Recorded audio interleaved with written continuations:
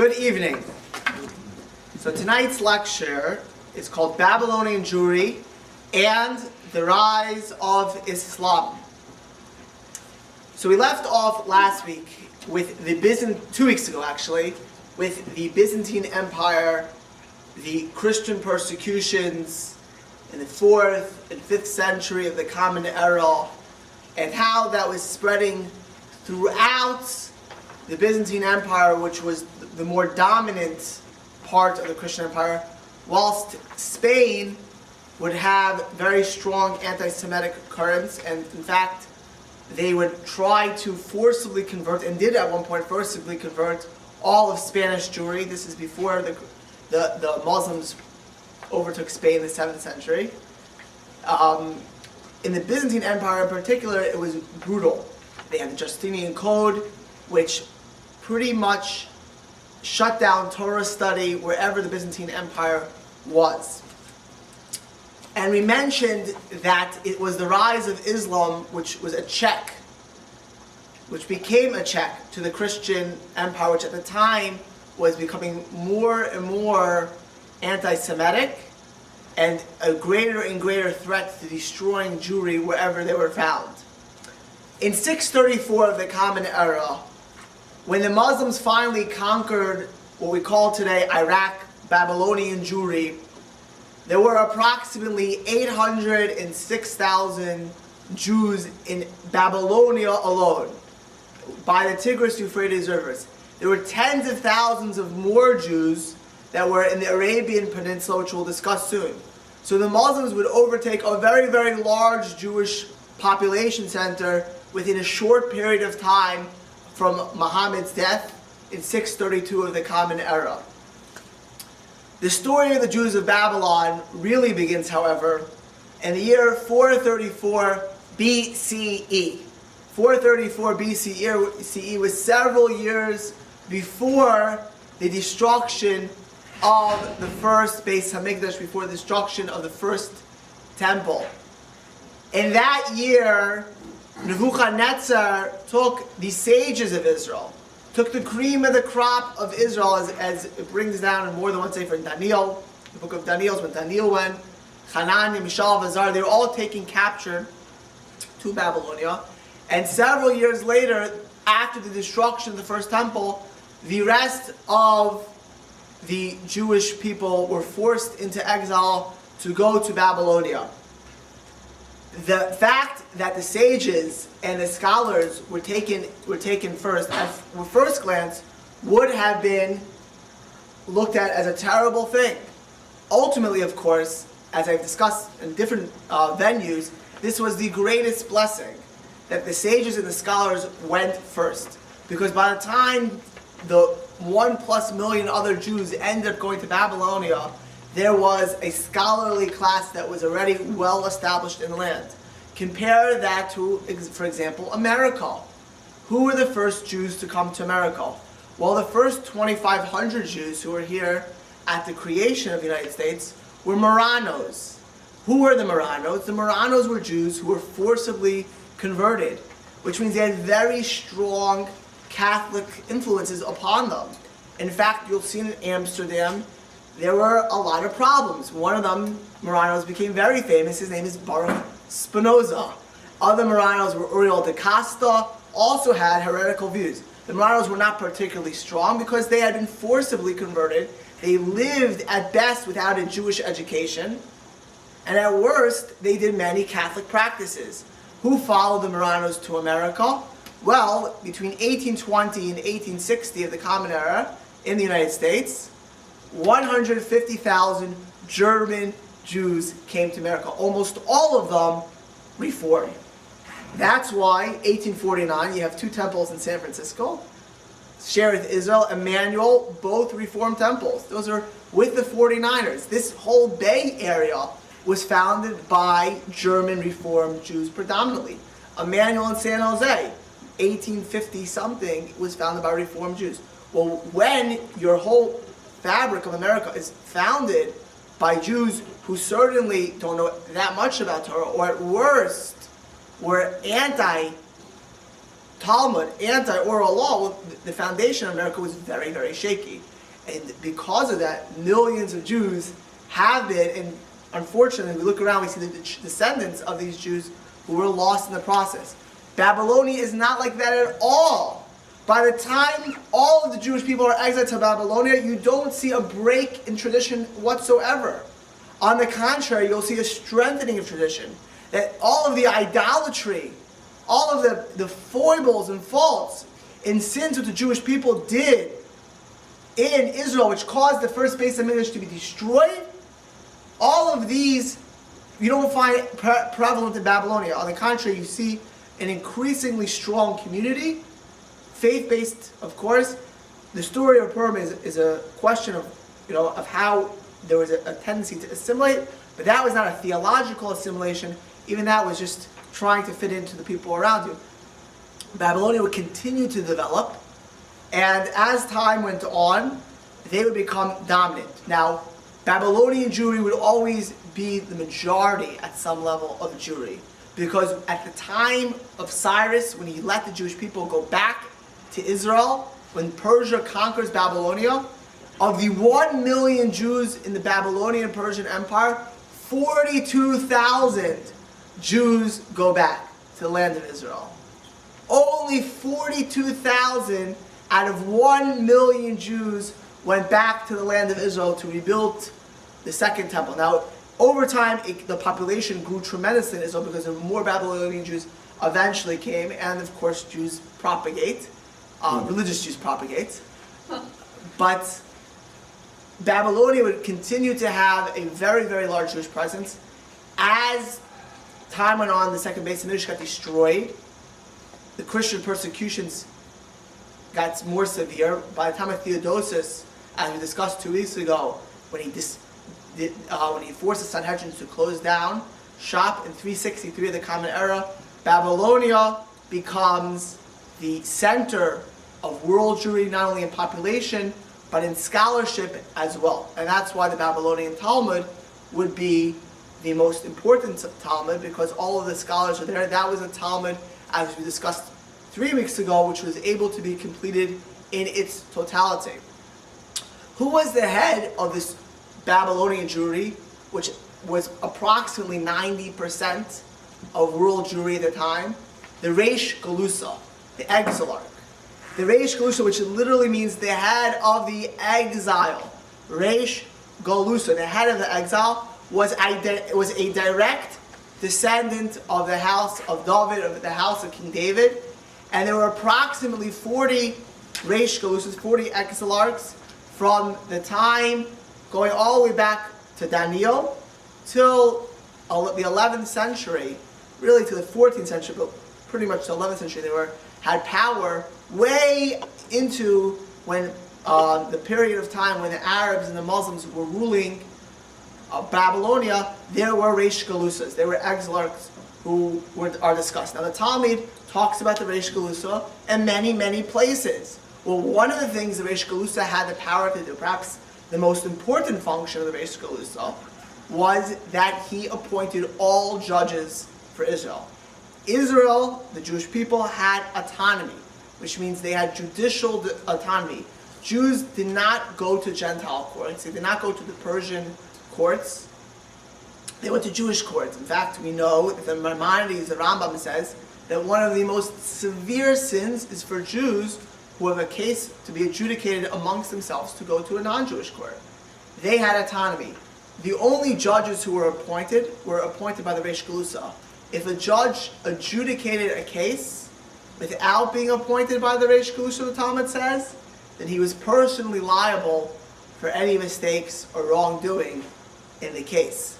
Rav, the famous Rav, who was Abba Richta Rav, who's mentioned hundreds of times in the Talmud, when he came up from Israel to Babylonia, from Palestine to Babylonia, that's when Babylonia became dominant. That was in the 3rd century.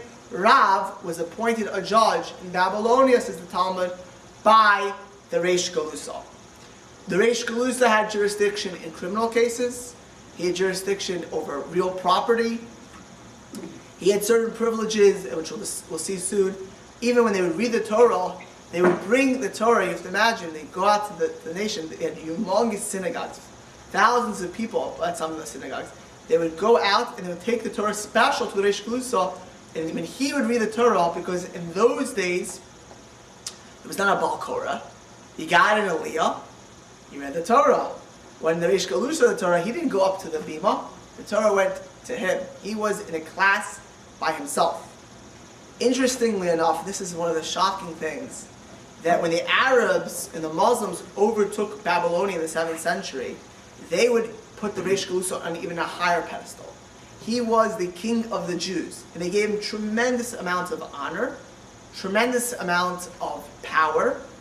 They viewed him as a descendant of David, because David is a important figure in Islamic tradition, and they gave him a lot of power, and a lot of prestige, a lot of honor. That started from day one of the Islamic conquest of Babylonia. Because when Caliph Omar comes into Babylonia, he was helped out by the Reish Galusa, and as a reward, he gave him, Omar married the former head of the Sassanids, the Persians, daughter, the Shah's daughter. He married one daughter, the head of worldwide Islam, and he gave the second daughter to the Reish Galusa. To Bastane Khanina, he gave the second daughter of this Persian Shah. Now, if you're the Reish Galusa and you have the head of worldwide Islam, and they're now increasingly dominant, offering you a daughter, his sister-in-law, to be, excuse me, he can't say no. So he converted her. Okay, he had a wife, he had children. Well, this would become a matter of dispute for literally generations, because the Jewish children of the Reish Galusa viewed the children that came from this second wife as questionable in nature. And rightly so at some level, you'd say. They said maybe the conversion wasn't good, maybe she was really a slave, they didn't know what happened exactly. Ultimately, the Go'anim decided that the conversion was good, and the kids were Jewish, but it would be a matter of debate because of the circumstances of how this happened. But what you do see is Omar viewed the Reish Galusa as a friend, as a buddy, so much so that he gave him his sister-in-law to marry and to live as a Jew. This was the person, Omar, who is the Paul. If you look at Islamic thought, now Omar is not liked by the Shiites, and we'll see that soon. The Sunnis, of course, he is the Paul for the Sunnis. He is the greatest individual who spreads Islam throughout the world. Because when Muhammad dies, Islam is pretty much only in the Arabian Peninsula, and that's it. So it would be not even the whole Saudi Arabia today, the Yemen and part of Saudi Arabia. But by the time Omar dies, it goes from Morocco to Persia. And he spread it throughout North Africa and the Middle East. So Omar is this world powerful Islamic leader. He takes the Reish Galusa, puts him up on a pedestal as the king of the Jews, gives him tremendous powers, autonomy, and his sister-in-law to live as a Jew. Eventually, because the Muslims conquered all of North Africa and almost all of the Middle East and Asia Minor, so the Reish Galusa was not only the king of Babylonian Jewry, not only the head of the exile for Babylonian Jewry, he was the Reish Galusa of the entire exile, pretty much, for the most part. Because the Islam would go all up to Spain. And at the time, there's only a few thousand Jews which were in Gaul, the Franks, which would eventually become Germany and France. There were Jews. There were a few thousand Jews in Italy. But the vast majority of the Jews were under the dominion of the Reish Galusa. Just to get an appreciation for how great the exile of the Reish Galusa is, look at source number one. Source number one is by Nassim Hababli. Nassim Hababli was a great Rishon from Babylonia. Nassim Hababli, not Nathan of Babylonia. Listen to what he says. We'll read the bold parts. The members of the two academies, Surah and Pampadisa, which we'll discuss shortly, led by the two heads, the Gaonim. So you had the two greatest rabbinic heads. Now, this is Babylonia. We're talking at the time where the Talmud is being edited. These are the greatest scholars. So Surah and Pampadisa were the greatest yeshiva. with the greatest heads, and they're at the installation of the Reish Galusa. Assemble in the house of an especially prominent man before Sabbath, on which the installation of the Exilarch, that's the Reish Galusa, is to take place. The first homage is paid on Thursday in the synagogue, the event being announced by trumpets, and everyone sends presents to the Exilarch according to his means. That's a lot of presents. On Thursday, skip to the bold, on Thursday and Friday, the Exilarch gives great banquets. On the morning of the Sabbath, the nobles of the community call for him and accompany him to the synagogue. It means you had all of the nobles, or the most esteemed people of the community, walking the Reish Galusa to the synagogue on the Sabbath where he is going to be installed. The whole congregation rises and remains standing until he has taken his place on the platform. They stood until he sat down. By the great Torah scholars today, of course, that is the custom, and rightly so. And the two Gaonim, here are the two Gaonim, the one from the surah preceding, have taken his seats to his right and the left, each making obeisance. Then skip, the Exilarch delivers a sermon on the text of the week, or commissions the Gaon of surah to do so. Then the Torah is read. When the Kohen and Levi have finished reading, the leader in prayer carries the Torah roll to the Reish Galusa, to the Exilarch. In general, Shlishi is the most prominent aliyah after Kohen and Levi. Some opinions hold Shishi, but most hold Shlishi. The leader in prayer carries the Torah scroll to the Exilarch, the whole congregation rising. The Exilarch takes the roll in his hands and reads for it while standing. He doesn't go to the bima, the Torah goes to him, and he reads from where his seat. The two heads of the schools also rise, and the Gaon of Surah recites the Targum to the passage read by the Exilarch. They used to translate the Torah reading, the Talmud Megillah says, and in other places in Shas, that when they would read the Torah, they would stop and translate it into Aramaic as they were the Torah reading. That's how they used to read the Torah in the days of the Talmud. After the Musaf prayer, the Exilarch leaves the synagogue, and all singing accompany him to his house. After that, the Reish Galusa rarely goes beyond the gate of his house, where services for the community are held on the Shabbos and feast days. If the Exilarch desires to pay his respects to the king, now he's talking about the Caliph in Baghdad, he first asks permission to do so. As he enters the palace, the king's servants hasten to meet him. Now he's a very prominent individual. I mean, we'll see soon how Islam theologically will view dhimmis, theologically will view non-Muslims. This is look how they treat him. He liberally distributes gold coins, for which provisions has been made before him. When led before the king, his seat is assigned to him. The king then asks what he desires. He begins with carefully prepared words of praise and blessings, reminds the kings of the custom of his fathers, that all of the previous caliphs of Baghdad had given the Reish Galusa tremendous honor. The first caliph, Omar, had given him his sister-in-law, gave the favor of the king with appropriate words, and receives written consent to his demands. Thereupon, rejoiced, he takes leave of the king. This is Nassan Abavli, a Jewish shades, writing this in the 10th century. This was the reality of the Reish Galusa. Interestingly enough, for those who pay very careful attention, every Shabbos, if you're Ashkenazi, till this very day, we say a blessing for the Reish Galusa. It's astonishing. It's almost an anachronism. Because in Yokum Porkan, we say for the Reish Galusa. The Asfarim do not have it, which at some level makes sense. There's no Reish Galusa today.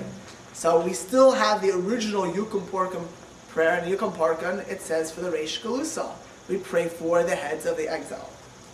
Now, one of the reasons before Islam would come, why Babylonian Jewry would be successful, why Babylonian Jewry would flourish, is because they were under the dominion of the Sassaninian dynasty.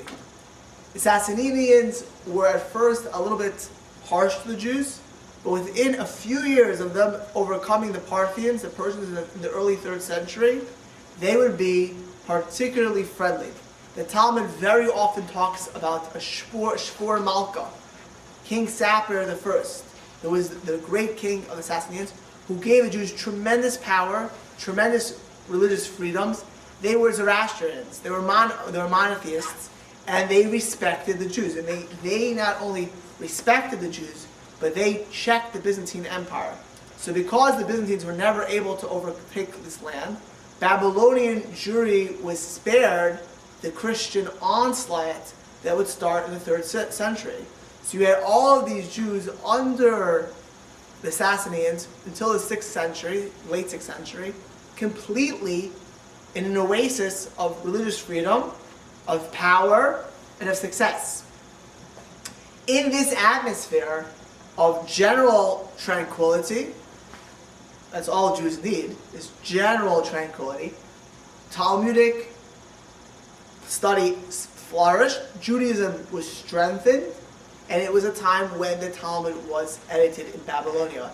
As the Jerusalem Talmud is being stopped in its tracks, as Jews throughout Israel are being persecuted and are forced to leave by the Christians, who they were not able to study Talmud, they were not able to practice religion, where their synagogues were being burnt, and their lives were threatened, Babylonian Jewry was completely in tranquility. They wrote the Talmud at this time.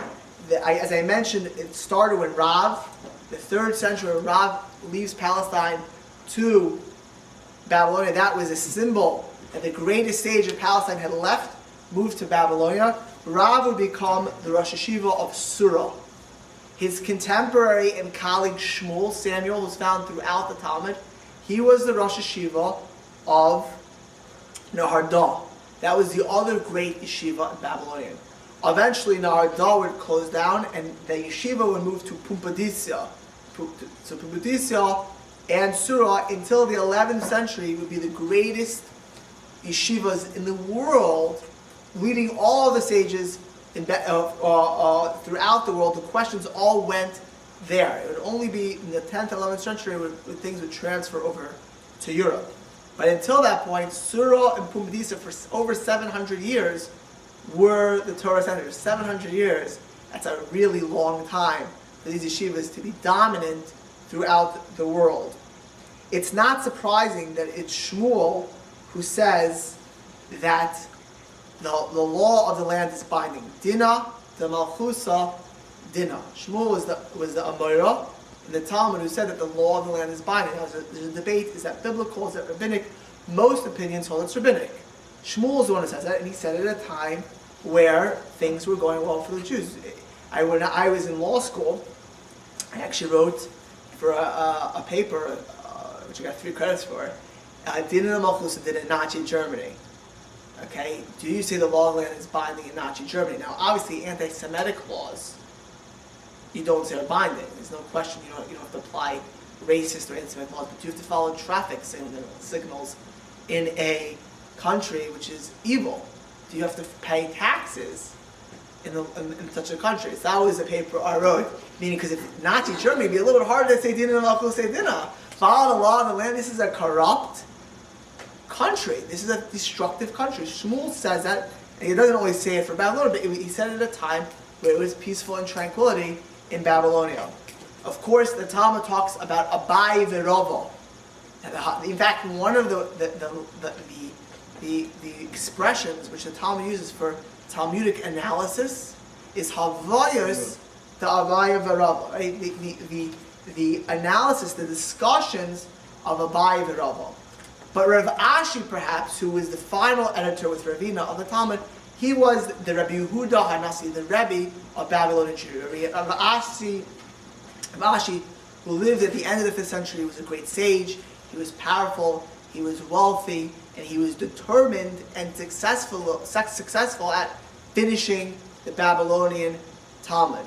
One of the things that Rav Ashi did, besides finishing the Babylonian Talmud, is he rejuvenated Yarchei Kala. Yarchei Kala means the months of Kala. There were 2 months a year where all of the Jews of Asia Minor and Babylonia, everyone took off, came and studied in the yeshivas. And they would have classes all day, whether you were a farmer, whether you were a merchant, they would literally study all day. And tens of thousands of people would come at a time, sometimes hundreds of thousands. So much so that Rav Ashi said to himself, if these Babylonians had any brains, they'd convert by watching this. Here you have hundreds of thousands of people going ahead in tremendous kavod haTorah. He was amazed that nobody ended up converting around it. That's what the Talmud remarks. Today, there is actually a little bit remnant of this. It's called Yarchei Kala. Agudas Israel has it every year. They go to a week to Israel. Certain yeshivas have it. It's a wonderful idea. A person has a week off, and the company's shut down in December. I can tell you that there are numerous Yarchei Kalas that go on throughout this country and in Israel of people who want to rejuvenate the Torah study. They get together and they study. This Yarchei Kala, well, it's a small remnant of what Rav Ashi rejuvenated in the 5th century. Rav Ashi really was at the end of the Amoraim, who we discussed a couple of weeks ago, who were the interpreters, the explainers. After the Amoraim, there was a small period of time, approximately from 490 to 590 of the Common Era, called the Sovrayim. Sovrayim were those who did the final touches, the check-throughs of the Talmud. And after 590 starts the period of the Gaonim. Rav Hai Gaon, of course, is famous. Rav Sadia Gaon, Rav Achai Gaon. Gaon means genius, brilliant. Sometimes people today call him, he's a Gaon.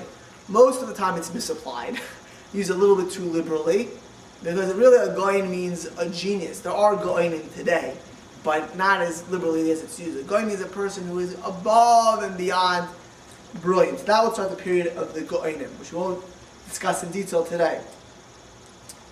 Babylonian Jewry was tranquil, it was peaceful, it was a time of Talmudic scholarship. But in the 6th century, things began to go awry. As the Sassanids started to get shaky, and they started to become threatened by the Byzantines and the Christians, they persecuted Christian missionaries amongst them. Okay? They persecuted, now you have to imagine today, I get this question very often. I don't want to discuss the politics of it now. It's a very, very complex question, but know one thing. If we're in America today, and it's religious Muslims that are causing problems, I think it's fair to say that if most terrorists are Muslims, and not religious Muslims, well, if you're going to have certain countries coming down on religion, like France, they didn't just come down on Muslims, they came down on religious objects in general. They don't want to be completely only picking on the Muslims, so they're going to hit religious groups in general. So whenever you have an attack on religious groups, it's going to hit everyone. Well, the Sassanids, who were Zoroastrians, they went after the Christian missionaries to shut them down. But the Jews, well, we can't have to even look into that also, and they're a little bit like them. So they started giving the Jewish people a really hard time as a corollary to the Christians. It was really they were after the Christians. And the kingdom became very, very shaky. The Reish Galusa was even killed at one point because they became fanatic in their opposition to Christianity, and the Reish Galusa was also viewed as a threat. Okay? So the peace was there, became shaky. Ultimately, in 602 to 628 would be the Byzantine Christian Eastern Orthodox Church, Byzantine Empire versus the Sassanids. This would be a 26-year war. And at first, the Sassanids were successful, but ultimately they would lose. The Byzantine Empire knocked down the Sassanids, and at that point, it looked like Babylonian Jewry was going to be in direct danger for the first time. Sassanids, because they didn't actually conquer Babylonia, they conquered all of the Syria, Israel, which the Persians had conquered at one point for a few years, and the direct threat to the Sassanid Empire itself, because they were on the ropes. And the Byzantines thought they finally had the Jewish people in their pocket. And indeed, it looked really, really, really bad for the Jews. Because we already discussed 2 weeks ago the Justinian codes. And if you were a Jew in 625 of the Common Era, you basically were looking at a Hitler-type scenario, not knowing where to go. Because if you couldn't get out of the Christian Empire, which now went all the way, except for a little bit where Babylonia was just spared, and it's like the Israeli Jewry in 1941, as the Nazis are in Egypt, in El Alamein, At the gates of Israel, almost taking them over. It looks really dangerous, and it looked really bad. Look at source number 2. This is Rabbi Berawine.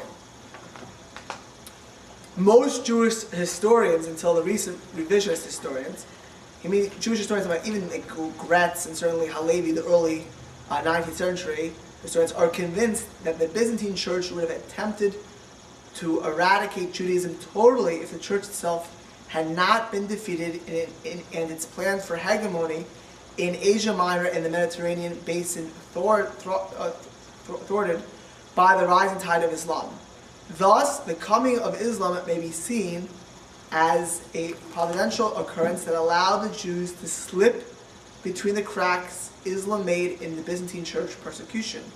However, as is the case in all historic gifts in Jewish history, the rise of Islam would prove to be only a mixed blessing for Israel.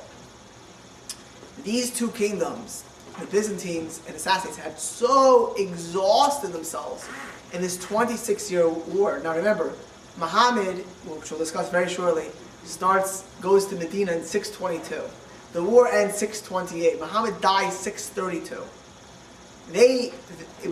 Within 634, these kingdoms are conquered. They basically had fought a world war and were tired. Their armies were depleted. Their resources were stretched. As Oxford professor James Howard Johnston wrote, that the Arab Islamists coming after this war can only be likened to a human tsunami. Okay? Historians say that this Babylonian, Sassanid, Byzantine war completely opened the door for Islam to spread throughout the Middle East. And in fact, the Sassanid Parthian Empire would be destroyed from history.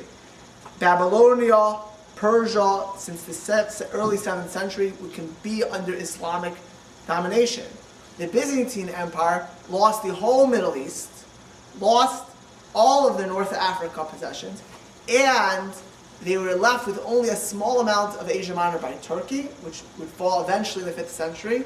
But in the 7th century, they used something called Greek fire, and to protect Babylon and to protect Constantinople. Because what happened is that the Arabs tried to conquer it by ship, and he had a type of Greek fire, which probably Chaim can explain to you how it works, but it basically did not get extinguished. No, we actually lost it. We lost it. Okay. Yeah. Okay, so they had this Greek fire, and they were able to push back the Arab attackers. They were only able to use that sea. The Arabs couldn't figure out how that fire didn't get extinguished in water, and they lost the battle for Constantinople. Eventually, they would take it over by land. They would march in there, and now it's Istanbul. But the Byzantine Empire was decimated as well. The rise of Islam.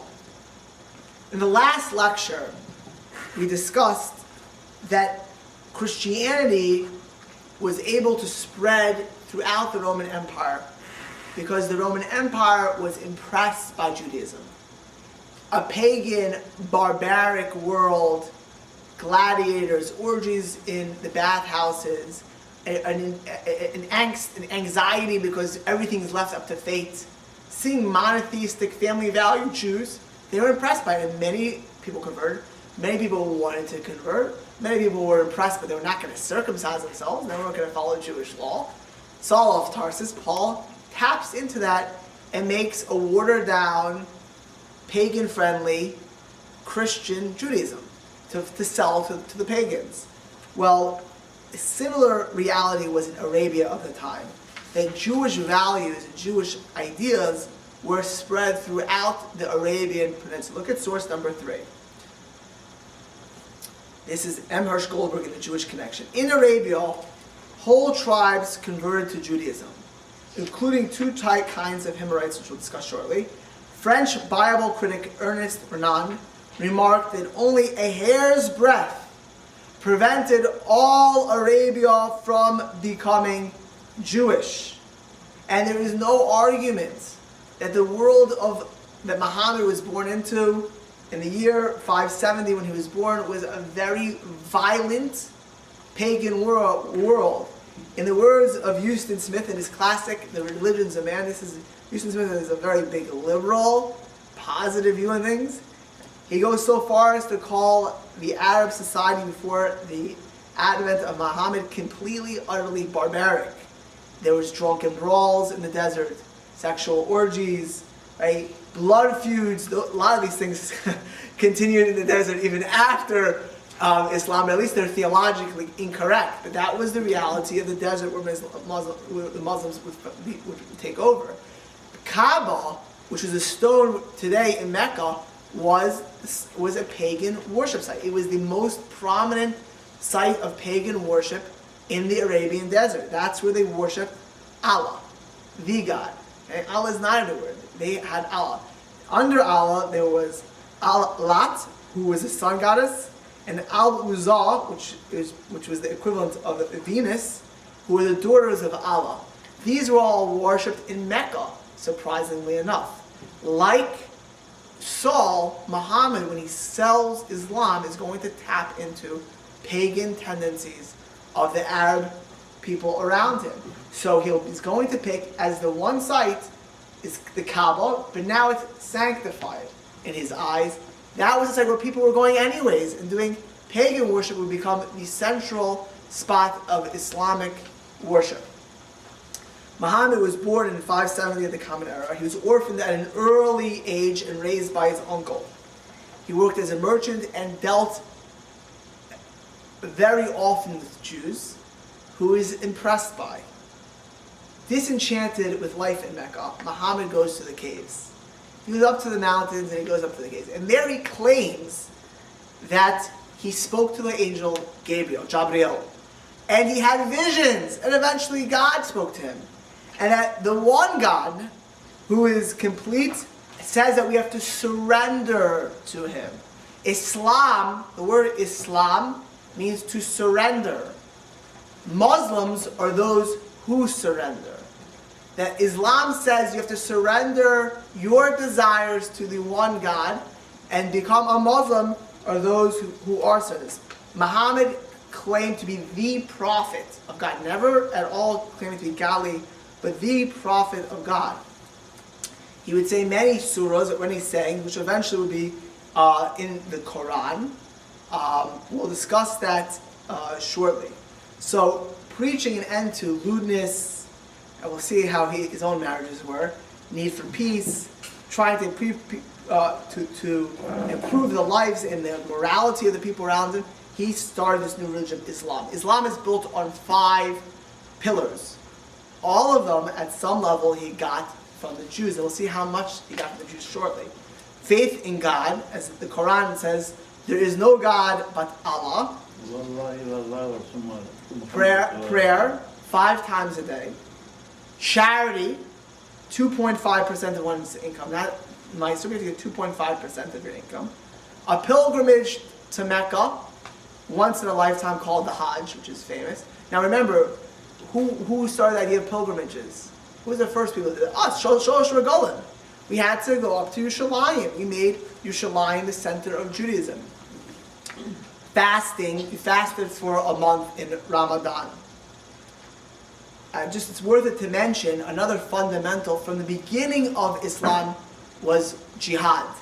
Now, jihad, contrary to some conservative pundits, does not mean holy war. Not at least in its dictionary form. Jihad means struggle. It happens to be that since the 7th century in Sharia law, the word jihad is used for holy war. It's used almost exclusively in Muslim literature as a holy war against non-Muslims.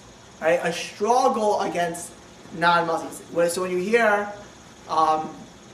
Bin Laden say jihad, he's not talking about a struggle, contrary to what our president wants to finesse. He's not talking about an inner struggle. Osama bin Laden is not having a personal breakdown. When he says jihad, he's talking about a struggle against the nations of the world, jihad, a holy war against them. Initially, in Mecca, Muhammad attracted very, very few followers. And after 3 years of his visions, and he would fall down and act like he had all kinds of visions. So contemporary critics say he was a good actor or showsman. He had only 40 followers. Only 40 followers. And many people would say, well, you're not going to catch on with your 40 followers, many of whom were not of the upper strata of Meccan society. But he did not give up, and within a few more years, he had thousands of followers. And now you had a crusader, if we can use that word by Muhammad, going around and missionizing and pagan worship. Don't go to the Kaaba and do idolatry. Now, the Kaaba, this pagan site was the heart of Mecca. This was the most important thing in Mecca. They tried to kill Muhammad at this point. They tried to kill Muhammad because he was a threat to the economy of Mecca. He was a threat to the social values and the morals of Mecca. So in the year 622 of the Common Era, Muhammad does his hijra. He does his travel to Yathrib, which is now known as Medina, the city of the Prophet, and he travels to Medina. Now, that starts year 1 of the Muslim calendar. When Muhammad leaves Mecca to Medina, is under Islamic theology the first year of the calendar, that trek. Well, when he comes to Medina, if he knew the Jews of Mecca, he would realize that the Jews of Medina were very, very populous, very, very powerful, and at first he thought wrongly that they would follow and embrace him. They would embrace his new message to them because it was very, very similar at some level. Judaism is much more similar to Islam than Christianity. We'll see soon that Christianity incorporates a lot more Trinity, a lot more pagan things at some level than Islam. Islam is law-based, not faith-based. There are many laws in Islam. He thought the Jews would buy it. But before that, we have to know who were these Jews in Arabia. Who were those Jews? There were tens of thousands of Jews. Mecca was almost 30 or 40, not Mecca, Medina was almost 30 or 40% Jewish. Some historians say even a larger percent of that, Jewish, when Muhammad comes to Medina. Judaism was well established in the Arabian Peninsula way before Muhammad, hundreds of years before. And there are numerous opinions, were these actual halachic Jews? Some of them unquestionably were halachic Jews, or were some of them people who mimicked and copied Jewish practices like you had in the Roman kingdom? There were many Jews who came there originally. Some historians contend that 80,000 Jews went to the Arabian Peninsula. When I say Arabian Peninsula, we're not talking about Babylonia, current day Iraq. We're talking about modern day Saudi Arabia and Yemen. Yeah. Saudi Arabia and Yemen. Some sources say 80,000 Jews went, many of them to the area of Yemen, after the Babylonian occupation of Eretz Yisrael. More Jews went after the Romans conquered the second base of the Dish, and even more Jews after Bar Kokhba. There was an additional immigration in the 4th century from Jews running away from Christians in Syria. And finally, there was a large population of Arabs who converted, almost a Khazar form of kingdom, and that was the Himmerite kingdom, which in Greek was called the Homerite kingdom. The Himmerites, as we saw from the quote earlier, where there were many tribes of Himmerites that converted. Himmerite kingdom was all of lower Saudi Arabia and modern-day Yemen. And in the 6th century, the king of the Himmerites converted. How did this happen? The Himmerites were controlling all of Yemen, southern Saudi Arabia. The Byzantines thought if they would come down from up in Asia Minor down to get to the Red Sea, they would control the waters. So they tried to attack the Arabian Peninsula. The Himmerites obviously were not going to put up with it. They went north to fight against it, and very successful.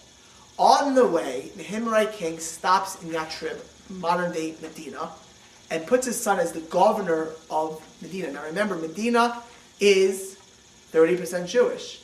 This governor gets killed. When he hears this, he does a 360, comes back, 180, comes back to destroy Medina, and attacks the city. Now the Jews, of course, are part of the defense. If the city gets killed, they get killed. And as this siege of Medina is going on, this Himmerite king becomes gravely ill. 2 Jewish savants, 2 Jewish brilliant doctors, go out of Medina, go to the king, speak to him, cure him of his sickness. He no longer attacks Medina because they cured him. He brings them back to the Himrites and then converts the whole kingdom. Now, historians all say that the whole kingdom didn't convert, but a large percent of the kingdom did. And if you look in Yemen, all the time, all the official documents will mention religious terms such as Rachaman, the merciful, God of Israel, Lord of Judah. Now, were these conversions good? What the story with these Himrites, no one really knows, because eventually they will be overthrown, and we don't have any remnants of them. It will be over from today, but maybe this time it was good. Well, we don't know. So I'm saying that people question, because we'll see later shortly that their practices were not thorough. They had no rabbis really. Talking about a Wild West area, the Talmudic academies, as we mentioned, were in Babylonia. There was no yeshivas there. There was no Jewish schools there. These Arabian Jews were by themselves for the most part. And who these Himrites are is a matter of debate to our very day. Were they Jewish Arabs, or were they Arabs who Judaized, who had some Jewish practice but never having formal conversions and formal Jewish educations? Interestingly, Medina was such a popular Jewish place that when the Reish Galusas in the 5th century, late 5th century, were put in danger, one of them actually ran and hid in Medina for a period of time. So Muhammad comes now to this Jewish Arabia. He comes to Medina, is 240 miles away from Mecca. He's much more in the Jewish territories, lots of Jews there. He thinks when he comes as the prophet of God, and of course he follows many Jewish laws, right? Forbids eating pig, circumcision, daily prayer, fasting during the first month of the year, all kinds of Judaism. In fact, Islam originally prays facing not Mecca, but to Jerusalem. Okay? Muhammad would only change where they prayed after. They will do ritual slaughter, halal meat. He mimicked the Jews. Right? Muhammad follows the Jews. Halal meat is following Jewish shechita. He thought the Jews would buy into this very, very, at some level, similar type of religion. In fact, Muhammad was very critical of Christianity. Now, he may call them as well a people of the book. But look at source number 4. This is from the Quran, Surah 5, 71 to 73. Unbelievers are those that say Allah is the son, is the Messiah, the son of Mary. Unbelievers are those that say Allah is one of 3. There is but one God. If they do not desist from saying so, those of them that disbelieve shall be sternly punished. And in another place in the Quran, he compares them almost to idolaters. He said, what is this Trinity business? You're unbelievers. Who could believe in Trinity? Who could believe that the God is the Messiah, a son of a lady? Look at source number 5. This is Goitin in Jews and Arabs. The intrinsic values of the belief in one God, the creator of the world, the God of justice and mercy, before whom everyone high and low bears personal responsibility, came to Muhammad as he never ceased to emphasize from Israel. Okay, of the 25 prophets mentioned in the Quran, 19 of those prophets are Jewish prophets. Look at source number 6. This is Paul Johnson, as we mentioned previously, Christian historian. What Muhammad seemed to have wished to do was to destroy the polytheistic paganism of the Oasis culture by giving the Arabs Jewish ethical monotheism in a language that they could understand and in terms adapted to their ways. He accepted the Jewish God and their prophets, the idea of fixed law embodied in Scripture, the Quran being an Arabic substitute for the Bible, and the addition of an oral law applied in the religious course. They have hadith, which is a form of Islamic oral law. Muhammad, however, would be very, very disappointed. When Muhammad arrives in Medina, there are three tremendously powerful Jewish clan tribes. Some of them are Himyarites, this kingdom that we mentioned previously that converted.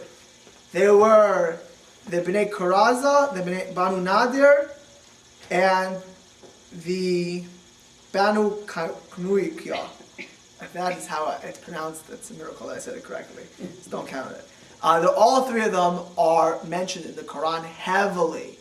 And how Muhammad eventually destroys all three of them is heavily discussed. These three tribes were extremely big power brokers in Medina.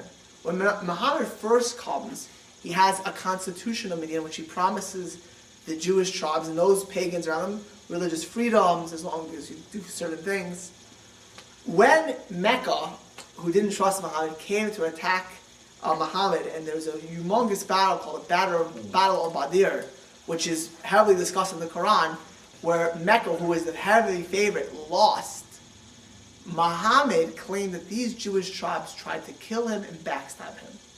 And he methodically killed, destroyed, beheaded these three Jewish tribes. Coincidentally, none of them accepted Muhammad as a prophet.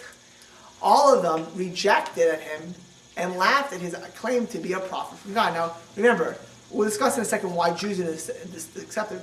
Prophecy, according to the Jews, had ended over 1,000 years earlier. They were not going to accept a non-Jew, a Gentile. Jesus was a Jew, by the way, right? Jesus claimed to be a Messiah. They falsely claimed to be from David, but at least he was a Jew. He was an illiterate, as we'll soon discuss, illiterate, unscriptured Gentile claiming to be the prophet of the Jews. They weren't going to accept him. Even these Jews, who were not the strongest in their background, laughed at him. He got upset at them and he had them killed. He beheaded them. He didn't mind, though, taking two girls from these tribes and marrying them. So 2 of Muhammad's 13 wives were Jews. Okay? Muhammad had 13 wives and countless concubines. Okay? In fact, in Islamic law, which is not particularly favorable to ladies, every Muslim is entitled to 4 wives and as many concubines as you choose. Divorce, of course, is almost completely in the hands of the man. Very difficult for a lady to get divorced. Very easy for a man. 3 times. Muhammad himself, one of his wives, which the anti-Muslims you always say, was only 6 years old when he married her. Her name was Aisha, A-I-S-H-A, and in her writings, she had like some kind of writings where she lamented her faith with this Muhammad, this prophet, because he abused her. So she was only 6 years old. In fact, it became okay in Muslim culture to marry young girls. It became actually in vogue as a prophet. Muhammad did it. Certainly we should do it as well. I think just today, I just saw that the modern-day Haman in Iran was pushing for Iranian girls to get married at 15 years old. Okay, that's just in our news today. But he married a 6-year-old. Muhammad did get a few Jews to convert, including one rabbi-type figure. I mean, there's no Jewish records of any scholarship in Arabia. But one person who claimed to be a rabbi in this area converted, and very few other Jews. Muhammad was, not only did he kill the tribes around him, but he was furious at the rejection. He would go ahead, and in the words of William Montgomery Watt, who was an Islamist, he was particularly fond of Islam and considered in certain circles one of the foremost scholars of Islam. Bernard Lewis, who is a Jew in Oxford, is considered the foremost. But Montgomery Watt, who was an emeritus professor in Edinburgh, a Scottish professor, wrote a book, Muhammad at Mecca and Muhammad at Medina. So he says at this point Muhammad went berserk on the Jews, and he went on to criticize them as being, claiming they're the chosen ones and they're not the chosen ones. They're exaggerating who they are, and he claimed that the Jews at this point had falsified the Bible, which until that point was not a claim. We will discuss that claim soon, because Muhammad's going to say that Abraham is where religion starts, but he'll say that ultimately Ishmael was a chosen son. The Arabs and Muhammad followed the theme that they were descendants of Ishmael. but he would change the Bible. And he said that the Jewish people had changed the Bible. They falsified the Bible, which is a ludicrous claim, which we'll discuss shortly. He also made some claim, and this, many people are puzzled. What is he? This is in the Quran, that the Jews say that Ezra is a son of God, and how could they say that? Now, I don't know of any of you, but I've never seen in Jewish literature anything, anywhere, with Ezra being a son of God. Certainly Ezra was one of the great Jewish sages. But Muhammad claims, this is in the Quran, that the Jews say that Ezra is the son of God. Now, some historians claim that Muhammad was illiterate. He made other mistakes in the Quran. Other historians claim that maybe these Arabic Jews who were questionable in the whole lineage, and some of them were ignorant, maybe they did think Ezra was the son of God. Who knows what they thought? And he saw that in the Arabic Jews around him. But he himself said, the Jews think that Ezra is the son of God. And in his vilification of the Jews, you're going to find the passages of the Quran where he's going to give ammunition to contemporary Hezbollah, Hamas, Iranian leaders to say the Jews are evil. Listen to these surahs, which he says after the Jews reject him. Because once Muhammad changes the Bible, and what happens is he gets upset, he changes praying from Jerusalem to Mecca. He starts saying, not only am I a prophet, but the Bible's false. If you're going to say the Bible's false, then Jews are going to not accept you, they're going to sneer at you. They started sneering at Muhammad. They thought the guy's a radical lunatic. So listen to what Muhammad had to say. Surah 261. And humiliation and wretchedness were stamped upon them, it's one of the Jews, and they were visited with wrath from God. Surah 585. Of all men, you will certainly find the Jews to be the most intense in hatred of those who believed. Muhammad was most threatened theologically by the Jews. The most intense in hatred of those who believe. Who are those who believe? Those are Muslims, those who subjugate themselves, submit themselves to God.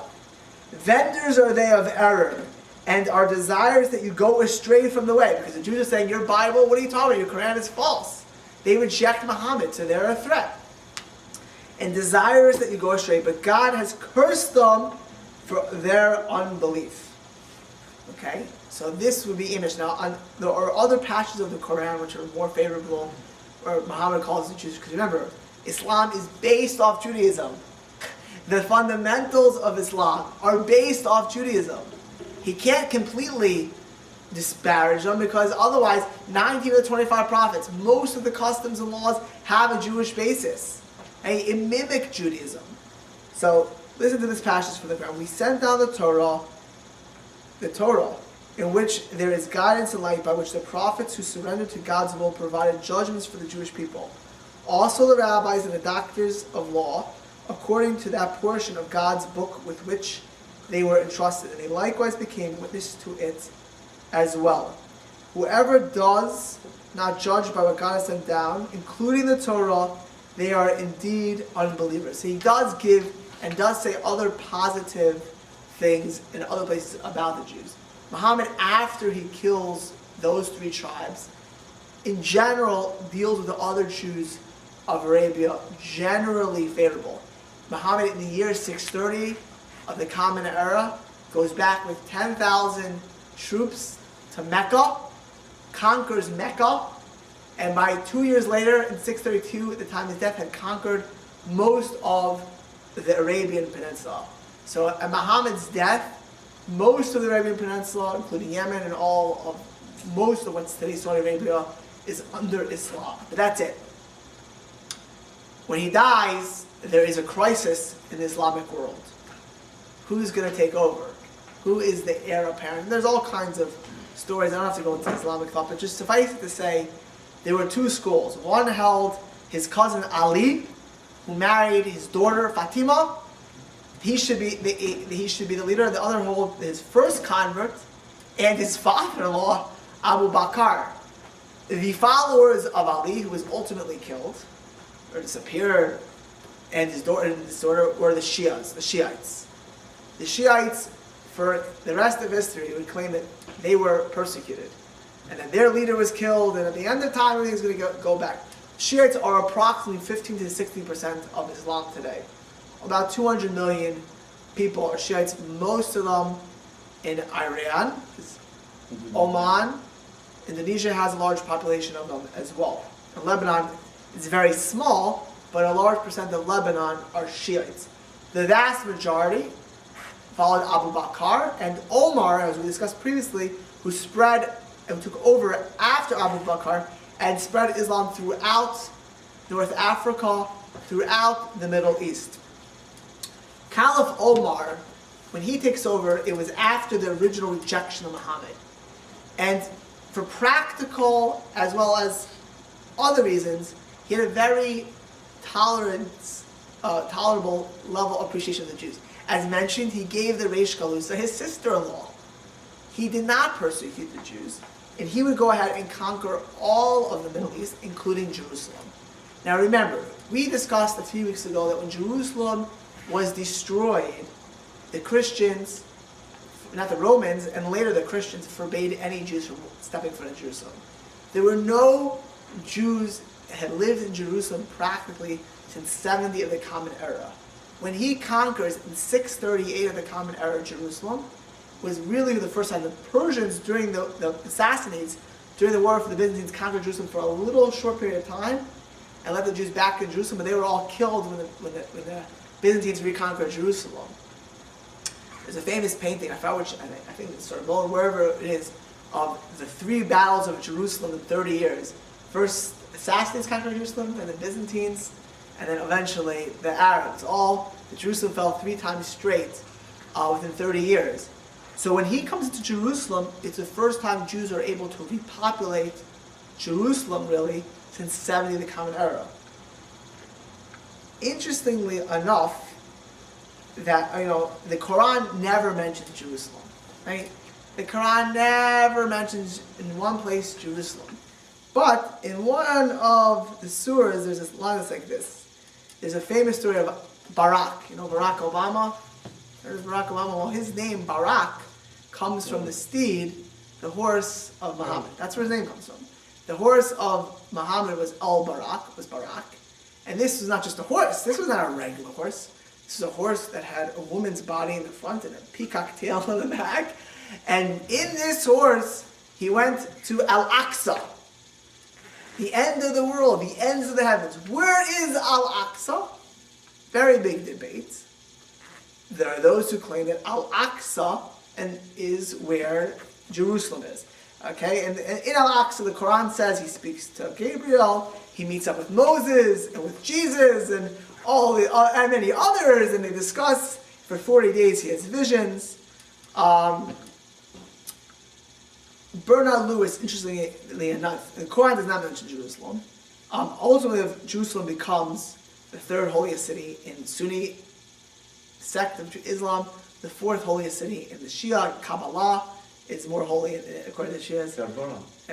But the Bernard Lewis mentions, if you look at all early Islamic literature, they used to call Jerusalem Bayt al-Maqdis, which means the place of the Jewish temple.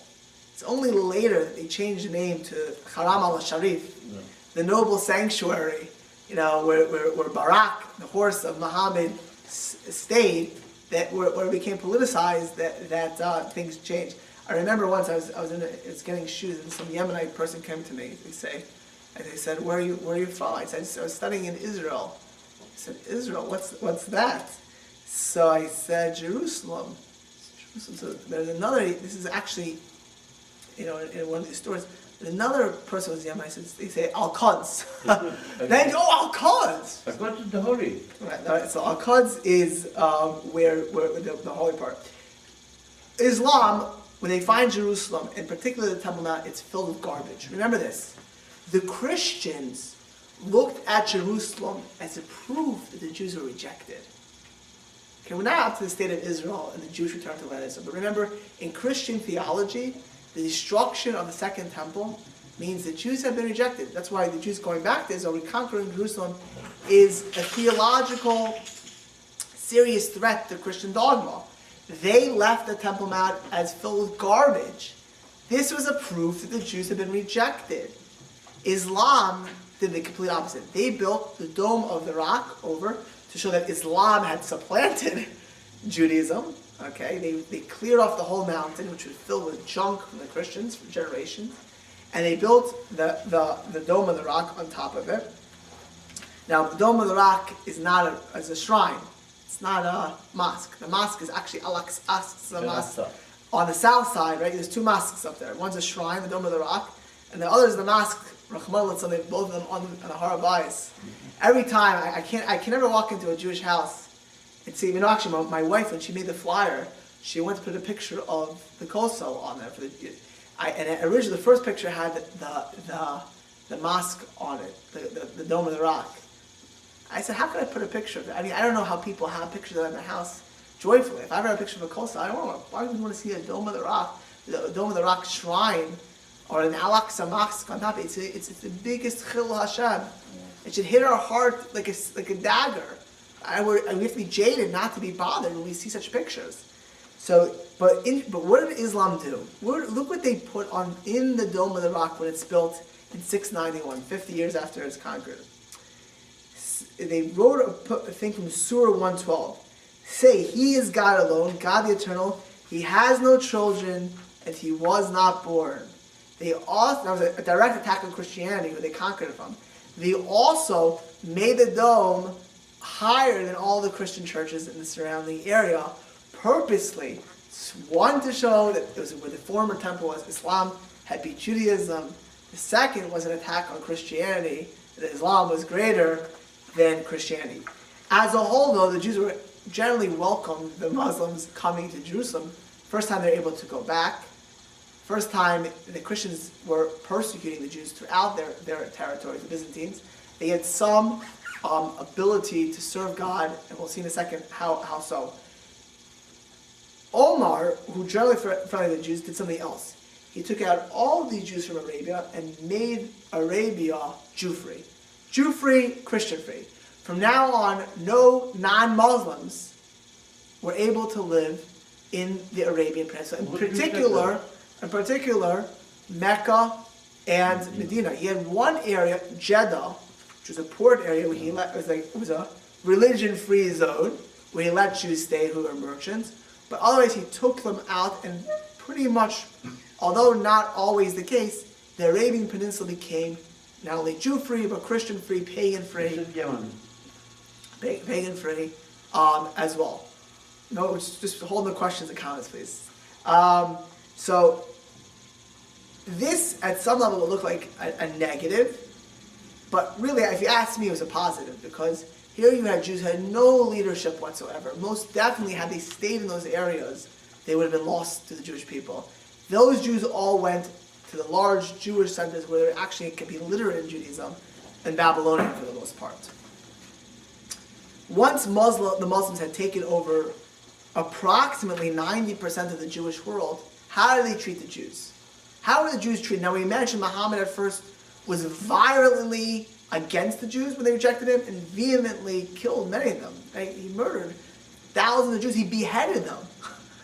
Yeah, he didn't just kill them. It's like in the Quran how they beheaded them and threw them into ditches. That's what they did to these people. Right?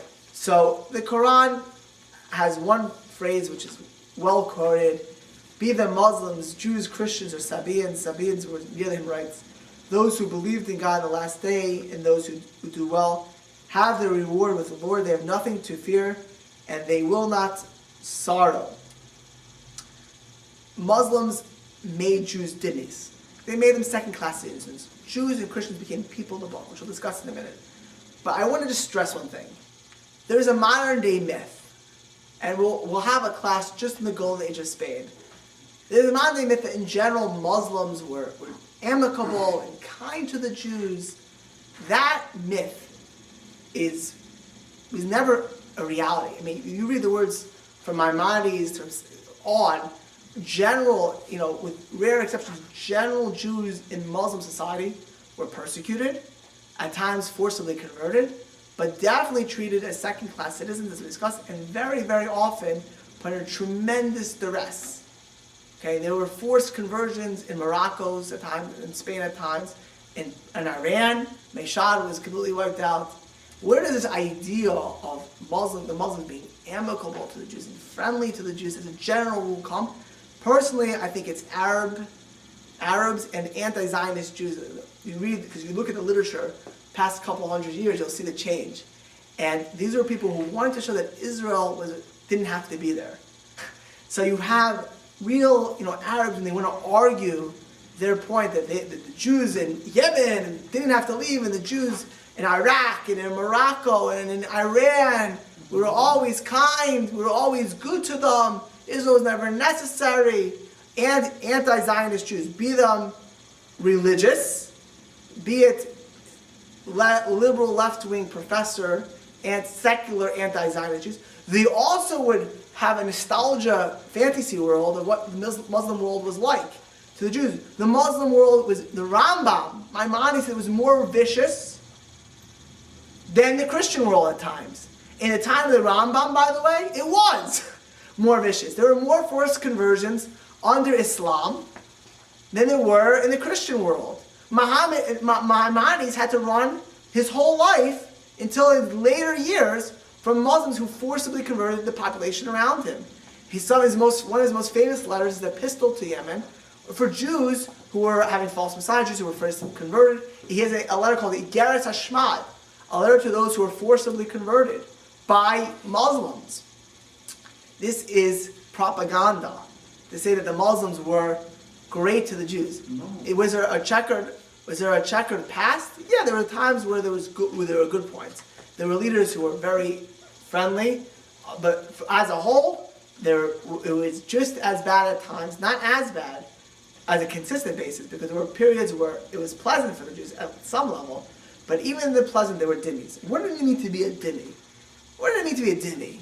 Well, being a dhimmi meant you can never have your head higher than a Muslim. Now, was it always applied 100%? No. But this was on the books. This is what Sharia law said. You can never have your head higher than a Muslim. If a Jew is walking on a street and a Muslim walks by, the Jew had to move aside. A Jew can never testify against a Muslim in court. This was actually applied. In the sense that means that there was no justice for a Jew in the Islamic world. A Jew could not have a house of worship that was higher than a mosque. If you look at the old synagogues, the Sephardic synagogues in Jerusalem, they're all subterranean, because they had to build synagogues that were not higher than the mosques. And if you were a Jewish farmer or peasant, you were forced to have extra taxation. There was taxation on Jews and Christians, but farmers and peasants had extra taxation. This actually forced the Jews to leave the rural areas of the Islamic world, to go into the cities, for the most part, and go into merchant and traders, which is why many of the Jews would become, in the Middle Ages, the traders throughout the world. Because if you were a farmer, if you were a peasant, you had extra taxes. The Jews went into being merchants. They were the best merchants. We're not going to discuss that now, because if you were a Jew, you could walk anywhere in the world and have connections, and people trust you. I remember once I was on a plane, and I met a girl, and she was becoming religious at the time, and I said to her, come to my house for Shabbos. So she just had become religious. She said, it's so amazing. If anyone would invite me, a stranger, to sleep at their house, I would be affronted usually. And here you have an Orthodox Jew, automatically you have a place to go. You have a place to go wherever you go in the world for Sabbath. If you needed credit, people give you credit wherever you're going to go. Your word, if you had the right words, you had a universal language. So the Jews end up being merchants. So that actually had a positive result as well.